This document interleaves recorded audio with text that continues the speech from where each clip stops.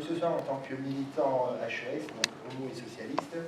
Avant de vous parler de l'actualité, j'aimerais faire un petit retour en arrière pour montrer que la gauche a toujours été réformiste en matière des questions LGBT.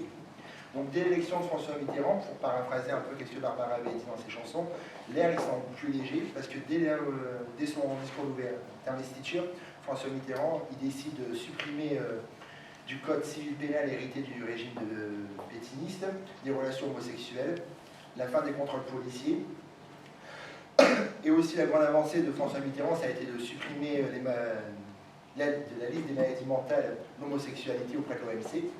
Et c'est aussi des combats plus concrets, qui ont été vraiment concrets pour les gens qui ont vraiment touché à l'être propre. C'est par exemple, on a supprimé des différents bails que le propriétaire pouvait faire signer, la mention en bon père de famille, qui permettait à un propriétaire de refuser de louer un appartement à 2 hommes ou à 2 femmes.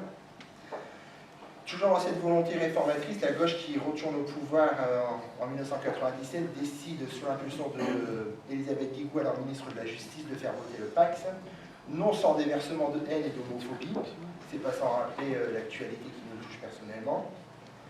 En 2007, la candidate Ségolène Royal, qui se présente au présidentiel, a déjà dans son projet présidentiel l'ouverture du mariage pour tous. C'est comment s'inscrivant dans cette logique-là, François Hollande, candidat, présente au peuple français 60 engagements, dont le fameux engagement 31, qui prévoit l'ouverture du mariage pour tous et l'adoption. La volonté du Premier ministre est directement affichée dès son discours d'ouverture à l'Assemblée nationale, en rappelant que l'engagement 31 sera voté courant de l'année 2013. Dès lors, la droite, sous l'impulsion d'une Christine Boutard remontée, et en mal de propositions concrètes sur les questions économiques, se jette dans le gouffre et nous rejoue la petite musique qu'on a connue il y a 14 ans, avec les mêmes propos nauséabonds, homophobes, mais cette fois-ci sous couvert de bons sentiments, en disant que non, nous ne sommes pas homophobes, nous à droite, mais on ne veut simplement pas que 2 hommes puissent se marier, parce que vous comprenez, pendant qu'il y a un conjoint qui ira travailler, l'autre il violera l'enfant. Mais ils ne sont pas homophobes qui vont vous dire, non, non, non, ils sont gentils. C'est des gentilles personnes à droite. Que si on ouvre le mariage pour tous, ça voudra dire qu'après on va ouvrir la polygamie, voire la zoophilie. Mais ils ne sont pas homophobes qui vont vous dire. Non, non, ils se rangent derrière une proposition qui est très sympathique, qui est de dire qu'une famille, c'est un papa et une maman. Donc ça, là-dessus, je ne vais pas le nier, c'est une évidence, qu'il faut quand même se construire. C'est biologique, il faut une cellule mâle et une cellule femelle pour avoir un enfant. On ne va pas le nier directement. Mais par exemple, à titre personnel, j'ai perdu mon père à 10 ans. Donc en plus du deuil que la société, que je subissais, on aurait dû par exemple retirer ma garde et celle de mon frère à ma mère, sous couvert de cette proposition, qui est de dire un papa et une maman. C'était normal, voilà. Plus de fille mère, plus de parents divorcés.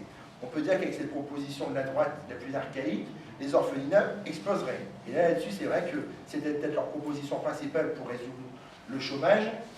Mais je ne pense pas que les parents qui sont divorcés ou veufs, leur préoccupation première, c'est de ne pas retirer leur enfant.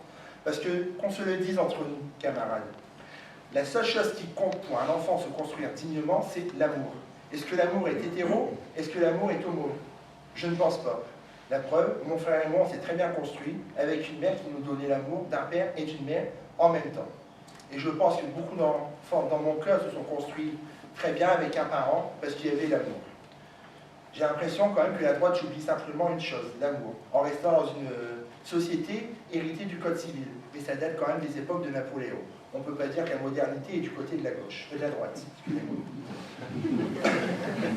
Donc pour 2013, je souhaite que cette avancée sociétale se fasse, car c'est très important. Je crois qu'il n'y aura pas de réussite du gouvernement socialiste sans aussi avoir réformé la société, car le changement, ce n'est pas simplement sur des questions économiques ou de travail, mais c'est une chose plus globale qui englobe tout, et donc les questions de société sont importantes.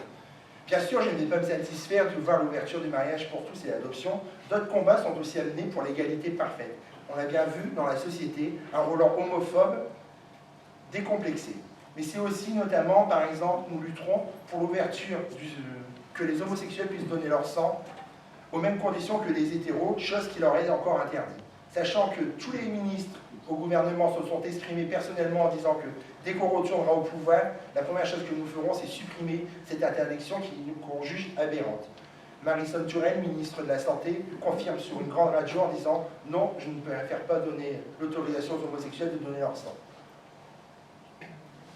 cédant ainsi au lobby des médecins.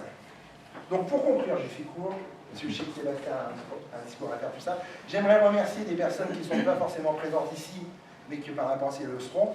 Donc notamment Florian Drouchon, qui dès le début de l'aventure HES m'a dit « Allez, on y va, on fonce, on se bat pour l'égalité ». J'aimerais aussi remercier Jessica Noulette, la coordinatrice d'équipe du MJS Valenciennes, qui dès le début a associé le MJS dans cette longue marche pour l'égalité, du mariage pour tous et des combats anti-homophobes.